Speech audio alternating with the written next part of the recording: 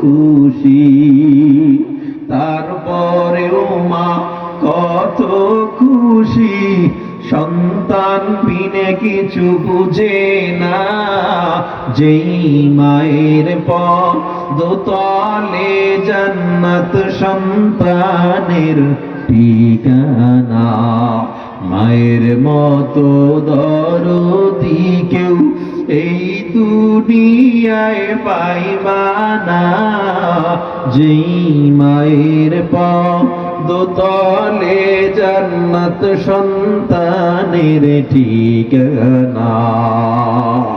হে মুসলমান ইমানদার, আমরা আবার যখন দুনিয়াতে আসলাম, একটা পশু পাখি ঘোড়া ছাগল দেখবেন নিজের খাবার নিজে খাইতে পারে। আমরা এত দুর্বল, দাঁড়াইতেও পারি না, কথা বলতেও পারি না। আমার আল্লাহ কয়, দেখ আমি আল্লাহ কেমন রহমান আর কেমন রহিম। আমি আল্লাহ তোর জন্য তোর মায়ের বুকে দুধের ব্যবস্থা করে দিলাম, এমন দুধ বানায় দিলাম গোটা দুনিয়ার সব বিজ্ঞান এক জায়গায় হয়েও বলে মায়ের দুধের কোনো বিকল্প নাই। এত ল্যাকটোজেন বানায়, এত কিছু বানায়, মায়ের দুধের কোনো বিকল্প নাই।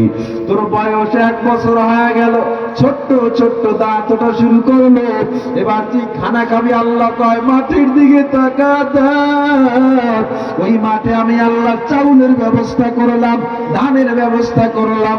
জঙ্গলের দিকে তাকা দেখ, তোর জন্য আমি আল্লাহ সবজির ব্যবস্থা করে দিলাম, ফলের ব্যবস্থা করে দিলাম।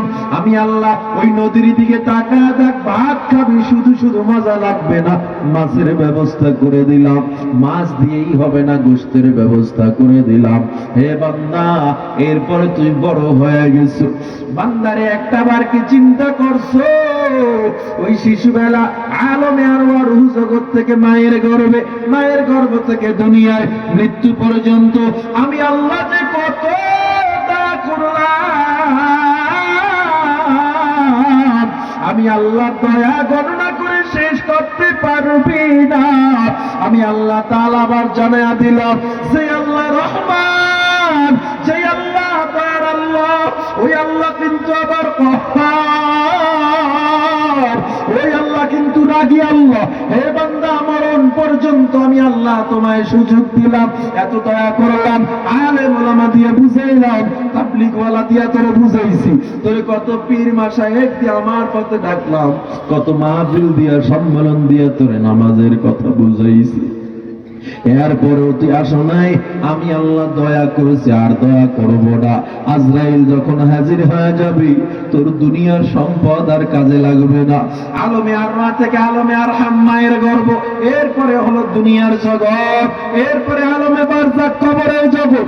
আজরাইল যখন তোরে খপ করে ধরে ফেলবে, ওই কবরে যখন আমি তোরে নিয়ে যাব, ওই কবরে যদি বেনামাজি হয়ে যাও, জাহান্নামী হয়ে যাও, ওই কবরের আযাব সহ্য করতে পারবি না।